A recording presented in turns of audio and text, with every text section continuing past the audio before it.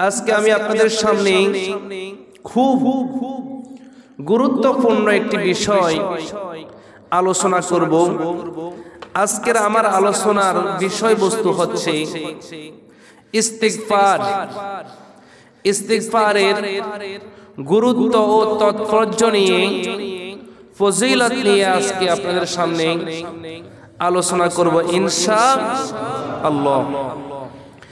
ইস্তিগফার মানে হচ্ছে আল্লাহর কাছে ক্ষমা প্রার্থনা করা। বান্দা তার মনিবের কাছে বারবার মাফ চাইবে, আর মনিব খুশি হয়ে গেলে বান্দাকে তার রহমতের ফাল্গু দ্বারা প্রবাহিত করবেন, এবং ইস্তিগফারের কারণে আল্লাহ রাব্বুল আলামিন বান্দাকে মাফ করে দিবেন। বান্দা গুনাহ করবে, গুনাহ করার পর বান্দা বারবার গুনাহ করে, বারবার বান্দা আল্লাহর কাছে মাফ চাইবে।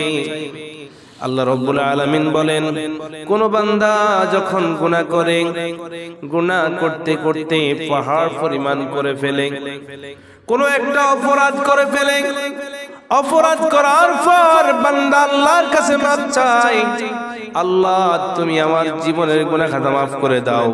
বান্দা যখন কোন ভুল করে ফেলে, ভুল করার পরে বান্দা আল্লাহর কাছে মাফ চায়, আল্লাহ রাব্বুল আলামিন ফেরেশতাদেরকে ডেকে বলে, ফেরেশতারা আমার বান্দা জানে আমি আল্লাহ রাব্বুল আলামিন আছি, আমি আল্লাহ রাব্বুল আলামিন গুনার শাস্তি বান্দাকে দিব, এবং বান্দা জানে আমি আল্লাহ রাব্বুল আলামিন তাদেরকে মাফ করব। তার কারণে বান্দা আল্লাহর কাছে প্রার্থনা করে, গুনাহ করার পর আল্লাহ তুমি আমাকে মাফ করে দাও। আল্লাহ রাব্বুল আলামিন বলেন, আমি আমার বান্দাকে মাফ করে দিলাম। বান্দা যখন আবার দ্বিতীয়বার গুনাহ করে, দ্বিতীয়বার গুনাহ করার পর বান্দা লজ্জিত হয়ে যায়, সে আল্লাহর কাছে মাফ চায়। আল্লাহ ফেরেশতাদেরকে বলে, বান্দা কি জানে আমি আল্লাহ আছি? বলে, আপনার বান্দারা জানে আপনি আছেন, আপনি গুনার জন্য শাস্তি দিবেন, এবং আপনি হচ্ছেন গফফার। তখন বান্দা গুনাহ করার পর আল্লাহর কাছে যখন চাই, আল্লাহর কাছে প্রার্থনা করে, আল্লাহ বান্দাকে আবার মাফ করে দেন। বলেন সুবহানাল্লাহ। বান্দা বারবার গুনাহ করে, আল্লাহ বারবার বান্দাকে ক্ষমা করে। বান্দা গুনাহ করতে পছন্দ করে, আল্লাহ বান্দা যখন আল্লাহর কাছে গুনার জন্য প্রার্থনা করে, ইস্তিগফার করে, আল্লাহ রাব্বুল আলামিন বান্দাকেও ক্ষমা করতে ভালোবাসে। বলেন সুবহানাল্লাহ। বান্দা গুনাহ করবে, এটাই স্বাভাবিক। সুতরাং প্রিয় হাজিরিন, মানব জীবনে ইস্তিগফারের গুরুত্ব তাৎপর্য অনেক রয়েছে। এই পৃথিবীতে এমন কোন মানুষ নাই যার জীবনে ইচ্ছা অনিচ্ছায় গুনাহ হয় নাই। আমরা ঠিক মতো নামাজ এক ওয়াক্ত পড়লে আর এক ওয়াক্ত ঠিক মতো পড়ি না, আমরা ঠিক মতো সত্য কথা বলি না, চোখের হেফাজত ঠিক মতো করতে পারি না, জবানের হেফাজত ঠিক মতো করতে পারছি না। আমরা সর্বসময় গুনার সাথে লেগে রয়েছি, কথা বলেন ঠিক কিনা? আমরা গুনাহ আমাদের চতুর্দিকে হাবুডুবু খাচ্ছে।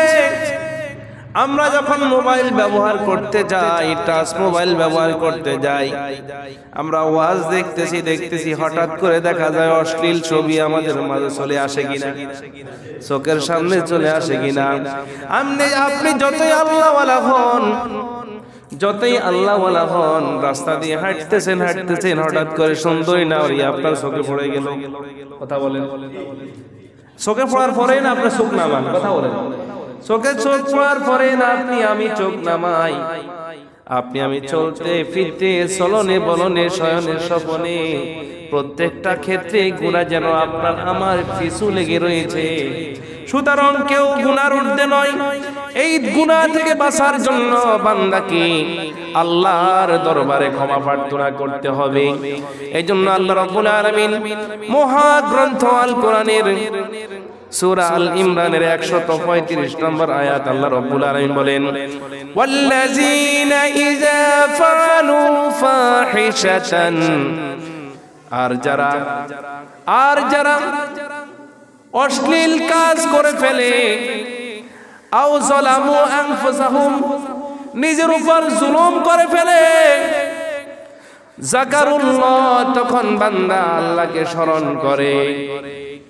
যারা অশ্লীল কাজ করে, নিজের উপর জুলুম করে, নিজের উপর জুলুম মানে গুনাহ করে বসে, এই গুনাহ করার পর বান্দা যখন যাকারুল্লাহ, আল্লাহকে স্মরণ করে, ফাস্তাগফারু লিযুনুবিহিম, তখন আল্লাহ রাব্বুল আলামিন বান্দার ক্ষমা প্রার্থনা কবুল করেন। বলেন সুবহানাল্লাহ।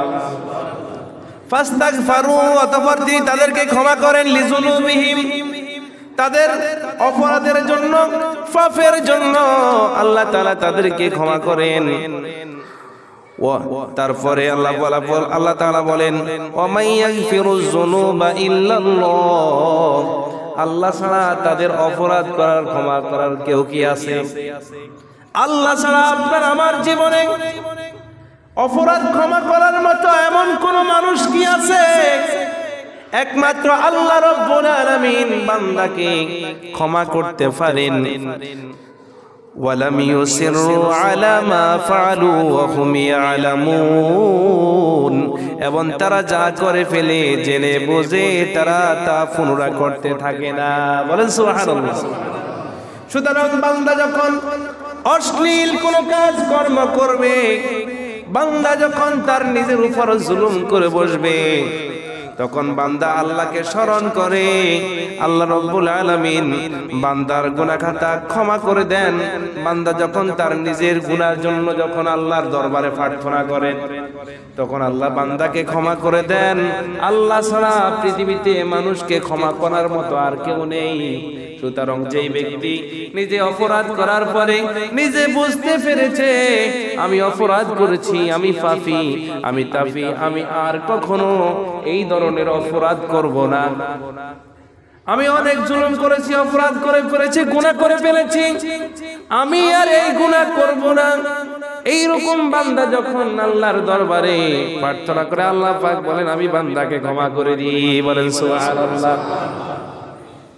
সুতরাং প্রিয় হাজিরিন, আপনাকে আমাকে বেশি বেশি করে ইস্তেগফার করতে হবে। সুতরাং আপনার আমার ছোট বড় জীবনে জানা অজানা, ইচ্ছা অনিচ্ছা অনেক গুনাহ হয়ে থাকে। সুতরাং সেই গুনাহ থেকে আপনাকে আমাকে যখন গুনাহ করে ফেলেন, তখনই আল্লাহর কাছে প্রার্থনা করেন, আল্লাহর কাছে ক্ষমা প্রার্থনা করেন। আল্লাহ তাআলা মাফ করে দিতে পারে কি পারে না? রাসূল সাল্লাল্লাহু আলাইহি ওয়াসাল্লাম তিনি তো তার জীবনে কখনো গুনাহ করেন নাই। বলেন না সুবহানাল্লাহ। আল্লাহ রাসূল সাল্লাল্লাহু আলাইহি ওয়াসাল্লাম তিনি জীবনে কখনো একটা গুনাহও করেন নাই, তিনি গুনাহ থেকে মুক্ত। তারপরও বিশ্ব নবী সাল্লাল্লাহু আলাইহি ওয়াসাল্লাম তার কাজে কর্মের ভুল ত্রুটির জন্য সে আল্লাহর দরবারে ইস্তেগফার করতেন, প্রার্থনা করতেন, ক্ষমা চাইতেন আল্লাহর কাছে বারবার বারবার বিশ্ব নবী ক্ষমা চাইতেন। অথচ যেই নবীর জীবনের গুনাহ খাতা আল্লাহ রাব্বুল আলামিন মাফ করে দিয়েছেন।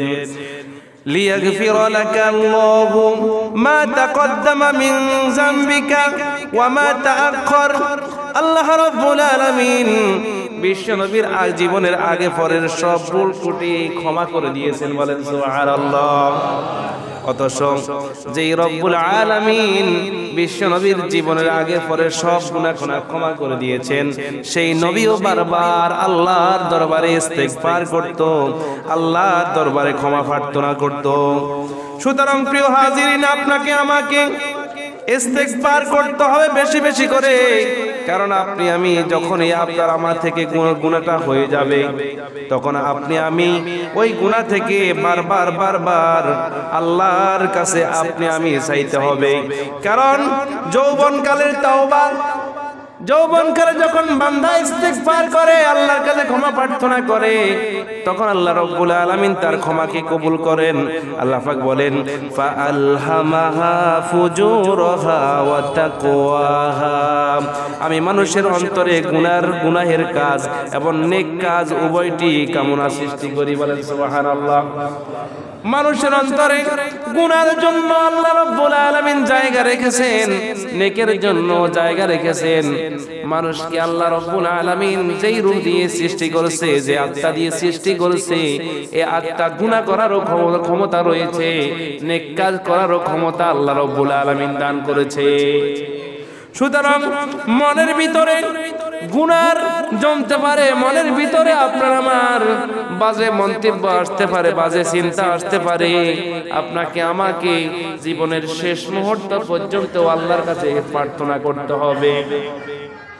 ইন্নাল্লাহা ইয়াকবালু তাওবাতা আন আবদি মা লাম ইউগারগিন। আল্লাহ রাব্বুল আলামিন বিশ্বনবী জনাব মুহাম্মদুর রাসূলুল্লাহ সাল্লাল্লাহু আলাইহি ওয়াসাল্লাম বলেন, আমি বান্দার তওবাকে কবুল করি মৃত্যুর পূর্ব মুহূর্ত পর্যন্ত। যখন মানুষের মৃত্যুর পূর্বে যেই গলার ভিতরে যে গরগর গরগর শব্দ বের হয়, হয় কি হয় না? অনেকে মৃত্যুবরণ করার পূর্বে তাদের গলার ভিতরে একটা ডাক শুরু হয়ে যায়। আল্লাহ রাব্বুল আলামিন বলেন, বান্দা যখন ওই মুহূর্ত যদি ইস্তেগফার করে, তাওবা করে, বান্দা যদি ফিরে আসে, আল্লাহ রাব্বুল আলামিন ওই বান্দাকে ক্ষমা করে দিবেন। বলেন সুবহানাল্লাহ। তার তাওবাকে আল্লাহ রাব্বুল আলামিন কবুল করে নেবেন। সুতরাং প্রিয় হাজিরিন, গুনাহ থেকে বেঁচে থাকতে হবে, তাওবা করতে হবে, ইস্তেগফার করতে হবে যৌবন থাকা অবস্থায়। যখন গুনাহ করার ক্ষমতা থাকে, তখনই আপনাকে আমাকে ওই সময় গুনাহ থেকে বিরত থাকতে হবে, ওই সময় আপনাকে আমাকে ইস্তেগফার পড়তে হবে। আমরা এমন, যখন আপনার আমার শরীরে শক্তি সামর্থ্য থাকে, তখন আমরা গুনাহ করি, তখন তাওবা করি না। আর যখন বিছানায় পড়ে যাই, তখন আমরা আল্লাহর কাছে তওবা করি। কথা বলেন, যখন গুনাহ করার আর শক্তি নাই, ঘর বৈঠা হয়ে গেছে, এখন তার দ্বারা আর গুনাহ করা সম্ভব হবেও না, গুনাহ করতে চাইলেও গুনাহ করতে পারবে না, এমন অবস্থায় আমরা আল্লাহর কাছে প্রার্থনা করি, ইস্তেগফার করি কি করি না? কিন্তু যৌবন অবস্থায় যখন আপনি আমি ইস্তেগফার করব, তখন আল্লাহ রাব্বুল আলামিন আপনার আমার ইস্তেগফারকে কবুল করে নেবেন। সুতরাং গুনাহের মহা ঔষধ হলো ইস্তেগফার করা, তাওবা করা। গুনাহের জন্য মহা যে ঔষধ রয়েছে, সেই ঔষধ হলো বান্দা বারবার ইস্তেগফার, আস্তাগফিরুল্লাহ আস্তাগফিরুল্লাহ আস্তাগফিরুল্লাহ বেশি বেশি বান্দা পড়বে। কারণ এই ইস্তেগফারের দোয়া রয়েছে, আস্তাগফিরুল্লাহ রাব্বি মিন কুল্লি যামবিন ওয়া আতুবু ইলাইহি, অথবা আস্তাগফিরুল্লাহ আল্লাযী লা ইলাহা ইল্লা হুয়াল হাইয়ুল কাইয়্যুম ওয়া আতুবু ইলাইহি। বান্দা এই সব শব্দ দ্বারা আল্লাহর কাছে বেশি বেশি করে ইস্তেগফার করবে। আর ইস্তেগফার যখন বান্দা করবে, তখন বান্দাকে মুস্তাজাবুদ দাওয়া বানিয়ে দিবেন কে? আপনার একটা ঘটনা শুনলেন বুঝতে পারবেন। হযরতে ইমাম আহমদ ইবনে হাম্বল, তিনি হাদিস শাস্ত্রের একজন পণ্ডিত, তিনি একজন মুহাদ্দিস। তিনি তার মুসনাদে আহমদ গ্রন্থে প্রায় 40,000 তার হাদিসের গ্রন্থ রয়েছে। 40,000 একটা গ্রন্থের ভিতরে, মুসনাদে আহমদ শরীফের ভিতরে 40,000 হাদিস রয়েছে। তিনি একটা কিতাব লিখেছেন, মুসনাদে আহমদ। ইমাম আহমদ ইবনে হাম্বল তিনি পৃথিবীর দিক দিগন্তে হাদিসের জ্ঞান অন্বেষণ করার জন্য রাতকে রাত, দিনকে দিন, দেশ থেকে দেশান্তর বিভিন্ন জায়গা ছুটে যেতেন হাদিস সংগ্রহ করার জন্য। একদিন ঘটনাক্রমে শীতের মৌসুমে তিনি হাদিস সংগ্রহ করার জন্য যাচ্ছিল। পথে মধ্যে মাগরিবের আজান হয়ে গেল। আজান হওয়ার পরে তিনি মাগরিবের নামাজ একটা মসজিদে জামাতের সঙ্গে পড়লেন। তিনি চিন্তা করলেন, এই রাতে আর কোথায় যাব? কারণ তিনি সর্বসময় মসজিদে, আজকে এই মসজিদে, কালকে এই মসজিদে, তিনি রাত যাপন করতেন বিভিন্ন মসজিদে। কারণ তিনি সর্বসময় ইলমে দ্বীন অন্বেষণ করতেন, হাদিসের জ্ঞান অন্বেষণ করার জন্য দেশ থেকে দেশান্তর বিভিন্ন জায়গা ছুটে যেতেন। রাত কোনায় দিন কোনায়, তিনি এটা নির্দিষ্ট তার ছিল না। তিনি একবার যখন মাগরিবের নামাজের পরে তিনি চিন্তা করলো এখন আর রাত কোথায় যাব, আমাকে আর কে চিনে, আমি এই মসজিদে আসার নামাজ পড়ার পরে আমি এই মসজিদে রাত থেকে যাব, সকাল হলে আবার আমার গন্তব্য হাদিসের জ্ঞান অন্বেষণ করার জন্য আমি বিভিন্ন জায়গায় ছুটে যাব। তিনি আসার নামাজ পড়লেন। এশার নামাজের পরে চিন্তা করলেন তিনি এবার এই মসজিদে অবস্থান করবে, মসজিদে থাকবে, কিন্তু মসজিদের যিনি দারোয়ান তিনি যখন এশার নামাজ শেষ হয়ে গেছে তিনি মসজিদ বন্ধ করে দিচ্ছেন। তিনি বলতেছেন হুজুর উঠেন, আর এখানে সময় নাই, এখন দরজা লক করে ফেলবো, এখন দরজা আটকিয়ে ফেলবো, এখন আপনি এখান থেকে চলে যান। দারোয়ান ইমাম আহমদ ইবনে হাম্বলকে সেখান থেকে বের করে দিল। ইমাম আহমদ ইবনে হাম্বল সেখান থেকে বের হয়ে চিন্তা করলো হায় হায় একটা আশ্রয় জায়গা মসজিদ, এখন আমাকে মসজিদ থেকেও বের করে দিল। দারোয়ান বলছে আপনি কি মসজিদ থেকে বের হবেন নাকি গায়ে ধাক্কা দিয়ে বের করব? তখন আর তিনি নিজের সম্মানের দিকে ইজ্জতের দিকে লক্ষ্য করে তিনি মসজিদ থেকে বের হয়ে গেলেন। একটু দূর গিয়ে রাত আস্তে আস্তে রাত বাড়তেছে, তখন একটা বাজারে গিয়ে দেখতেছেন একজন পরোটাওয়ালা সেই পরোটা বানাচ্ছে, খামির তৈরি করছে। তিনি দেখতেছেন একটা চুলা জ্বলতেছে, চুলার পাশে সেখানে পরোটা রুটি তৈরি হচ্ছে। তখন সেখানে গিয়ে বলছেন যে রুটির কারিগরটাকে বলছেন ভাই আজকে রাতে আমি তোমার এই চুলার পাশে অবস্থান করতে চাই, থাকতে চাই, তুমি যদি আমাকে অনুমতি দাও। বলছে আমার তো এখন কোথাও জায়গা নাই, তুমি রুটি তৈরি করবে, আমি পাশে বসে বসে এই কনকন শীতের ভিতরে আমি আগুন পোহাবো, তুমি যদি আমাকে একটা অনুমতি দাও একটিবার। তখন বলে আপনি আগুন পোহাবেন আমার কি সমস্যা, আপনি অসুবিধা নাই থাকেন। ওই কারিগর ওইদিকে রুটি তৈরি করছে, আর ইমাম আহমদ ইবনে হাম্বল সেই আগুন পোয়াচ্ছে, কারণ রাতটা তার কাটাতে হবে, কোথায় যাবে, রাতের অন্ধকারে কোথায় যাবে, এখন সেই আগুন পোয়াচ্ছে। আর ওইদিকে কারিগর দেখতেছে যখন আটার কাইকে যখন সে একসাথ করতেছে সে আস্তাগফিরুল্লাহ পড়তেছে, যখন আবার পরোটাকে যখন তাওয়ার উপর দিতেছে তিনি আস্তাগফিরুল্লাহ পড়তেছেন, যখন মেসিয়ারকে যখন কাস্টমারকে দিচ্ছে তখন আস্তাগফিরুল্লাহ পড়তেছেন, যখন টাকা নিচ্ছেন কাস্টমার থেকে তখন আস্তাগফিরুল্লাহ পড়তেছেন। ইমাম আহমদ ইবনে হাম্বল চিন্তা করলো ঘটনা কি, এই যুবককে জিজ্ঞাসা করি। তখন তিনি যুবককে জিজ্ঞাসা করলেন যুবক আমি তো তোমার এই জায়গায় আগুন পোয়ানোর জন্য এসেছি, এখন দেখতেছি তুমি তোমার প্রত্যেকটা মুহূর্তে তুমি আস্তাগফিরুল্লাহ পড়তেছো, ইস্তেগফার পড়তেছো, ঘটনা কি, কারণ কি? বলে ভাই এই ঘটনার কারণ হলো হুজুর, এই ঘটনার কারণ হলো আমি যখন বেশি বেশি আস্তাগফিরুল্লাহ ইস্তেগফার পাঠ করি, এর কারণে আল্লাহ রাব্বুল আলামিন আমাকে মুস্তাজাবুদ দাওয়া বানিয়ে দিয়েছেন। বলেন আল্লাহু আকবার। মুস্তাজাবুদ দাওয়া কাকে বলা হয়? যিনি আল্লাহর দরবারে দোয়া করতে দেরি আর কবুল হতে দেরি হয় না, যিনি দোয়া করতে দেরি আর কবুল হতে দেরি হয় না, তাকে বলা হয় মুস্তাজাবুদ দাওয়া। তখন তিনি বলছেন আচ্ছা তোমার কি কি দোয়া কবুল হলো? তখন সে বলছেন হুজুর আমি ইস্তেগফার করার কারণে আমার জীবনে যত কিছু আল্লাহর দরবারে চেয়েছি আল্লাহ রাব্বুল আলামিন আমাকে সব কিছু দিয়েছেন, কিন্তু একটি জিনিস বাকি আছে, একটি দোয়া কিন্তু কবুল হচ্ছে না।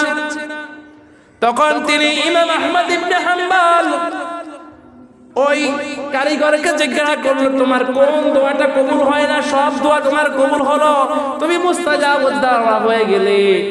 বলে আমার আশা এই দেশে একজন প্রখ্যাত আলেম দ্বীন রয়েছে, এই দেশে একজন হাদিস বিশারদ রয়েছে, এই দেশে একজন বড় আলেম রয়েছে, আমার ইচ্ছা তার হাতে হাত রেখে বায়াত গ্রহণ করি, তার সাথে সাক্ষাৎ করি, তার মুখের সঙ্গে মুখ মিলাই, তাকে যদি পেতাম একটা চুমা দিতাম তার কপালে।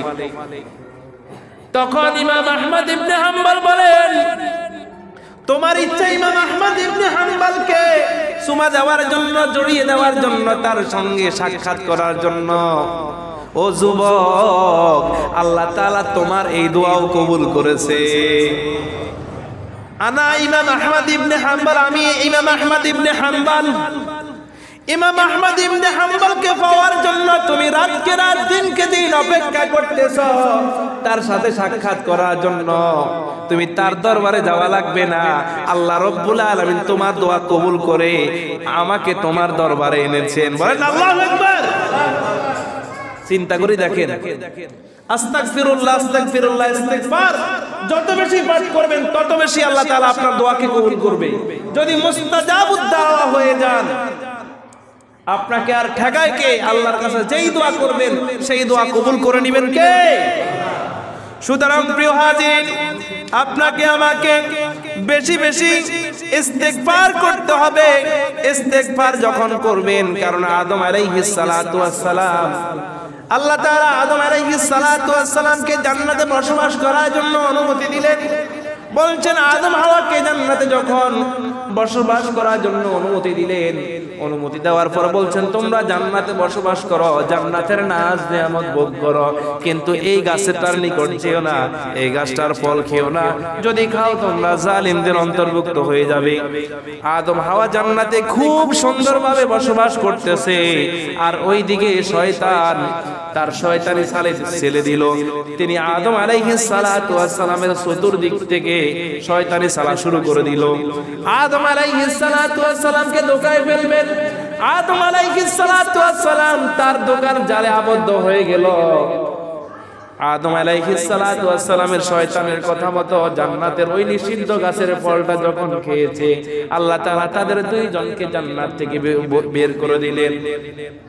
বের করে দেওয়ার পরে মানে আদম আলাইহিস সালাতু ওয়াস সালাম আল্লাহর দরবারে বারবার কাঁদতেছে।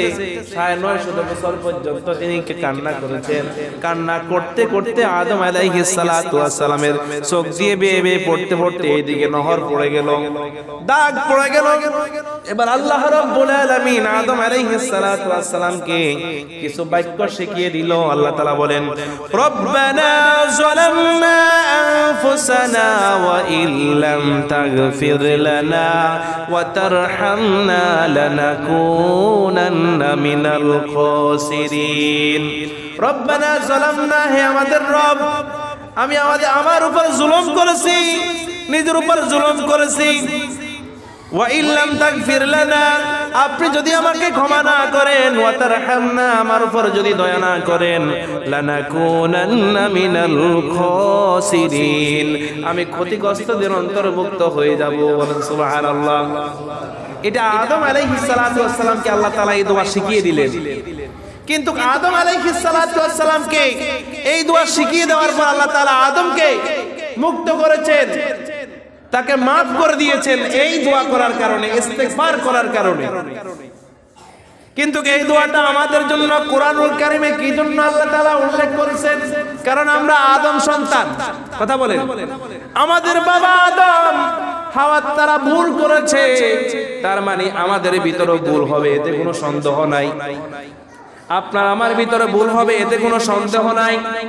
ভুল হলে আল্লাহর দরবারে ইস্তিগফার করতে হবে, ক্ষমা প্রার্থনা করতে হবে, তখন আল্লাহ তাআলা আপনাকে আমাকে maaf করবে।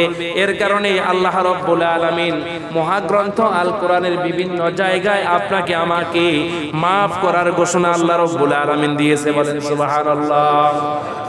সুতরাং প্রিয় হাজিরিন, আপনাকে আমাকে, কারণ আল্লাহর আযাব গজব থেকে বাঁচতে হলে বেশি বেশি ইস্তিগফার করতে হবে। আল্লাহর আযাব এবং গজব থেকে যদি আপনি বেঁচে থাকতে চান, তাহলে আপনাকে আমাকে বেশি বেশি করে ইস্তিগফার করতে হবে।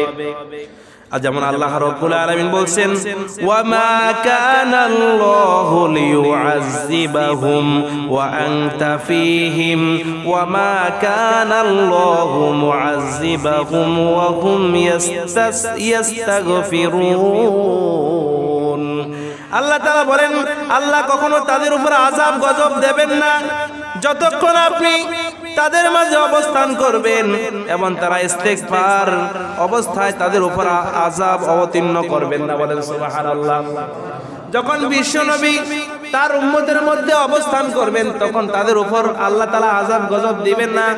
আর যখন কোন জাতি যখন বেশি বেশি আল্লাহর উপরে ইস্তেগফার করবে, আস্তাগফিরুল্লাহ আস্তাগফিরুল্লাহ যখন বেশি বেশি পড়বে, যখন গুনার জন্য যেই জাতি বেশি বেশি প্রার্থনা করবে, আল্লাহ তাআলা বলেন ওই জাতির উপর আমি তার উপর আযাব গজব নাযিল করি না। বলেন সুবহানাল্লাহ। বনি ইসরাঈলদের উপর আল্লাহ তাআলা বৃষ্টি বন্ধ করে দিলেন। বৃষ্টি যখন বন্ধ করে দিলেন, বৃষ্টি হচ্ছে না বৃষ্টি হচ্ছে না, বৃষ্টি বন্ধ করে দিলেন। তখন বৃষ্টি বন্ধ করলেন, ওই দেশের একজন সেই বেশ্যা ছিল, সেই জেনা করত। জেনা করার পর যে বাচ্চা হতো, বাচ্চাকে হত্যা করেছে। এর কারণে বনি ইসরাঈলের জন্য আল্লাহ তাআলা বৃষ্টি বন্ধ করে দিলেন। বনি ইসরাঈলের সকলে আল্লাহর দরবারে প্রার্থনা করতেছেন, কিন্তু বৃষ্টি হচ্ছে না বৃষ্টি হচ্ছে না। আল্লাহ বৃষ্টি দাও করা লেগে গিয়েছে। তখন আল্লাহ রাব্বুল আলামিন মুসা আলাইহিস সালাতু ওয়াস সালামকে জানালেন, মুসা তুমি আমার কাছে বারবার বৃষ্টির জন্য প্রার্থনা করতেছো। তোমার এই দেশে একজন বেশ্যা নারী রয়েছে যে অসংখ্যবার জিনা করেছে, জিনা করার পর অবৈধ বাচ্চা হয়েছে, অবৈধ বাচ্চা হওয়ার পরে বাচ্চাকে হত্যা করেছে। কিভাবে বৃষ্টি দিব? তখন সে বলছেন, আল্লাহ সেই জেনাকারীকে দেখিয়ে দিন, তাকে আমরা হত্যা করব। আল্লাহ বলেন তাকে হত্যা করার প্রয়োজন নাই, তোমরা সম্মিলিতভাবে মাঠে এসে সবাই একসাথে তাওবা করো। তখন তাদের ভিতরে ওই বেশ্যা নারীও থাকতে পারে। আল্লাহ তাআলা এই তাওবা করার কারণে আল্লাহ তাআলা তোমাদের উপরে বৃষ্টি দিবে, তাকে মাফ করে দিবে। বলেন সুবহানাল্লাহ। মুসা আলাইহিস সালাতু ওয়াস সালাম এলান করে দিলেন, দেশে ঘোষণা করে দিলেন, আমার রাজ্যের যত মানুষ আছো সবাই মাঠে সমবেত হও, আল্লাহর দরবারে আমরা ইস্তেগফার করব, তাওবা করব। আল্লাহ তাআলা আমাদের উপর বৃষ্টি দিবেন, আমাদের তাওবাকে কবুল করে নেবেন। সবাই যখন মাঠে আসলো, একসাথে তাওবা করলো, ওই জায়গা বেশ্যা নারীটিও রইলো। যখন মুসা নবী বলছেন আপনি তাকে দেখিয়ে দিন, আল্লাহ পাক বলেন দেখার কোনো প্রয়োজন নাই, তার পরিচয় জানার কোনো প্রয়োজন নাই, তাকে সেও তোমাদের সাথে একসাথে থাকবে। যখন সবাই সমবেতভাবে একসাথে মাঠে যখন তাওবা করলেন, তাওবা করার সঙ্গে সঙ্গে আল্লাহ তাআলা আসমান থেকে বৃষ্টি দিয়ে এই জমিনকে উর্বর করে দিলেন। বলেন সুবহানাল্লাহ। তাহলে ইস্তিগফার করার কারণে, তাওবা করার কারণে আল্লাহ রাব্বুল আলামিন এই বান্দার উপর আযাব গজব আল্লাহ তাআলা বান্দার থেকে দূরে সরিয়ে দেন। ইস্তিগফারের কারণে অন্তরের সংকীর্ণতা দূর হয়, হৃদয়টা প্রশস্ত হয়। আপনার আমার মনের ভিতরে যদি অন্তরটা সংকীর্ণ থাকে, যখন বেশি বেশি ইস্তিগফার করবেন, আল্লাহ তাআলা আপনার আমার হৃদয়কে বড় করে দিবে। এমনকি হৃদয় তো বড় করে দিবেন, এবং আল্লাহ রাব্বুল আলামিন এবং আপনার দেহের ভিতরে, আপনার রূহের ভিতরে আল্লাহ তাআলা শক্তিটা সঞ্চয় করে দিবেন। বলেন সুবহানাল্লাহ। সুতরাং প্রিয় হাজিরিন, ইস্তিগফার করার মাধ্যমে শয়তান পরাজিত হয়। বান্দা যখন যত বেশি ইস্তিগফার করবে, যত বেশি আস্তাগফিরুল্লাহ আস্তাগফিরুল্লাহ পড়বে, তত বেশি বান্দার থেকে শয়তান দূরে থাকবে। কারণ শয়তান আপনার আমার মনের ভিতরে সর্বক্ষণ কুমন্ত্রণা দিয়ে থাকে। কথা বলেন ঠিক কিনা? সর্ব সময় গুনাহ করার জন্য, গুনাহকে সুন্দরভাবে কিভাবে উপস্থাপন করা যায়, সর্বসময় শয়তান আপনার আমার চোখের সামনে তুলে ধরে। কথা বলেন ঠিক কিনা? তখন আপনার আমার গুনাহ করতেও ভালো লাগে। কথা বলেন। শয়তান এমন ভাবে আপনার আমার সামনে বিভিন্ন পাপগুলোকে, গুনাহকে এমন ভাবে উপস্থাপন করে, যেইভাবে আপনি পাপ করার পরও আপনার থেকে পাপ লাগছে না। কথা বলেন, পাপ লাগতেছে না। একটা মানুষ যদি একটা রঙিন চশমা পরে যদি আকাশের দিকে তাকায়, আকাশকে কি সাদা দেখবে না রঙিন দেখবে? আরো জোরে বলেন, কি দেখবে? একটা রঙিন চশমা পরে আকাশের দিকে তাকালে রঙিন দেখবে। আসলে কি আকাশ কি রঙিন না সাদা? আর যারা বলেন, তার মানে তার চশমার ভিতরে গন্ডগোল। কথা বলেন, চশমা রঙিনের কারণে সেই রঙিন দেখছে। কথা বলেন ঠিক কিনা? আপনার আমার চোখের সামনে আপনার গুনার চশমা পরিধান করে করে শয়তান গুনাহকে এমন ভাবে সুন্দরভাবে আপনার আমার সামনে উপস্থাপন করার কারণে আপনি আমি যতই গুনাহ করতেছি কিন্তু আপনার আমার থেকে কোনো দিলের ভিতরে কোনো ভয়ও আসতেছে না। কথা বলেন। সুদ খাই কোনো অন্তরে কোনো ভয় নাই, জেনা করি অন্তরে কোনো ভয় নাই, মানুষের সম্পদ লুণ্ঠন করি কোনো ভয় নাই, মানুষের উপর অত্যাচার জুলুম করি, মানুষ হত্যা করি, তারপরও আমাদের দিল কাঁপে না। কথা বলে। মানুষ হত্যা করার পর আমাদের দিল কাঁপে না। সুদ ঘুষ অন্যায় অবিচার যাই করি দিল কাঁপে না। কারণ কি? আপনার আমার দিল মরে গেছে, দিলের ভিতরে আপনার আমার ইস্তেগফার নাই। ইস্তেগফার যদি থাকতো শয়তান আপনাকে আমাকে কুমন্ত্রণা দিতে পারতো না। সুতরাং বেশি বেশি করে আপনাকে আমাকে ইস্তেগফার করতে হবে, তাওবা করতে হবে, আল্লাহর কাছে মাফ চাইতে হবে। তাহলে আল্লাহ রাব্বুল আলামিন আপনাকে আমাকে মাফ করতে পারে কি পারে না? সুতরাং প্রিয় হাজিরিন, ইস্তেগফার করার জন্য সময় নির্দিষ্ট নাই, আপনি যখনই করতে পারেন। কথা বলেন ঠিক কিনা? ইস্তেগফার করার জন্য নির্দিষ্ট কোনো সময় নাই।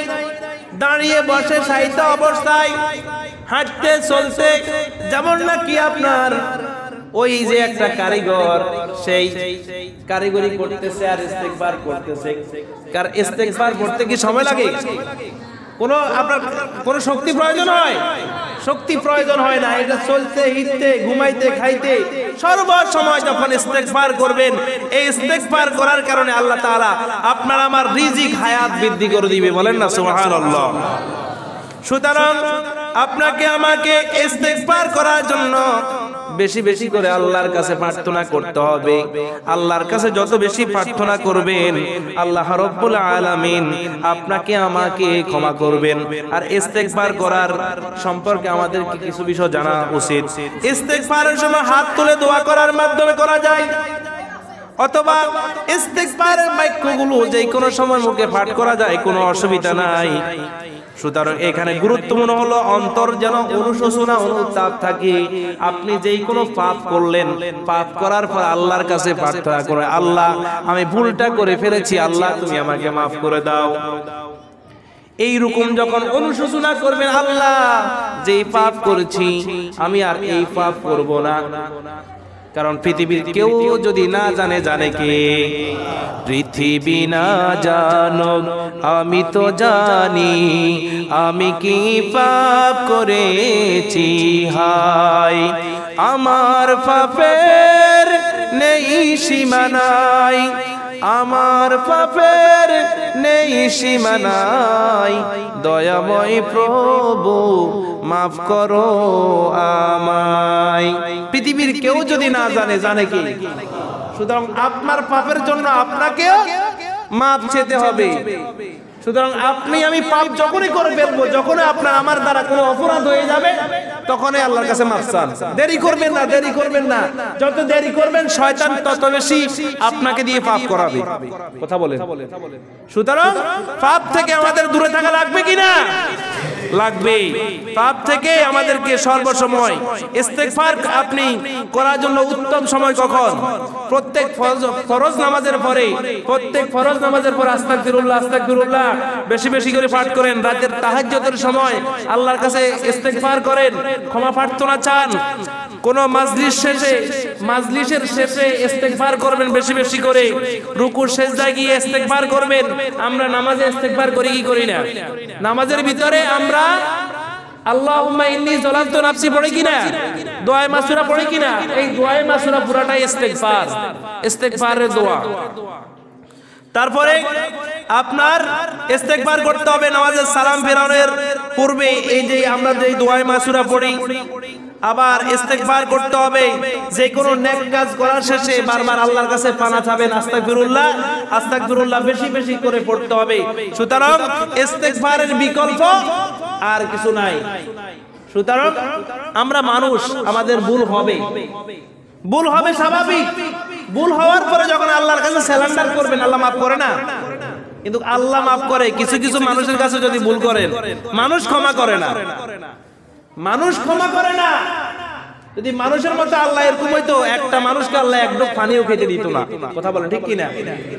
আমরা দেশে সামান্য কোনো অপরাধ কেউ যদি করি থাকি, দুনিয়ার আল্লাহ মাপ দেয়, কিন্তু বান্দা মাপ দেয় না। বান্দার আদালতে বান্দা কোনো মাপ দিতে চায় না। একটা মানুষ ভুল করার পরে যদি সেই ফিরে আসে, তখন তাকে মাফ করে দেওয়া উচিত। একবার দুইবার তাকে চান্স দেওয়া উচিত, সুযোগ দেওয়া উচিত, কিন্তু আমরা সেটা দিই না। আমরা ডাইরেক্ট অ্যাকশনে চলে যাই। সুতরাং প্রিয় হাজিরিন, আসুন, যেহেতু রমজান মাস আর আমাদের সময় বেশি নাই, আর 1 মাস 27-28 দিন বা 26 দিন বাকি আছে। সুতরাং আমাদেরকে মাহে রমজানের প্রস্তুতি এখন থেকে গ্রহণ করতে হবে। আস্তে আস্তে 2-1টা রোজা রেখে রেখে আস্তে আস্তে প্রস্তুতি প্র্যাকটিস করতে হবে। আমরা যেন আল্লাহ তাআলা যেন মাহে রমজান পর্যন্ত আমাদের হায়াতকে বৃদ্ধি করেন এবং আমরা সর্বসময় যেন গুনাহ থেকে দূরে থাকতে পারি। আল্লাহ আমাদের প্রত্যেককে হেফাজত করুন, বলেন আমিন।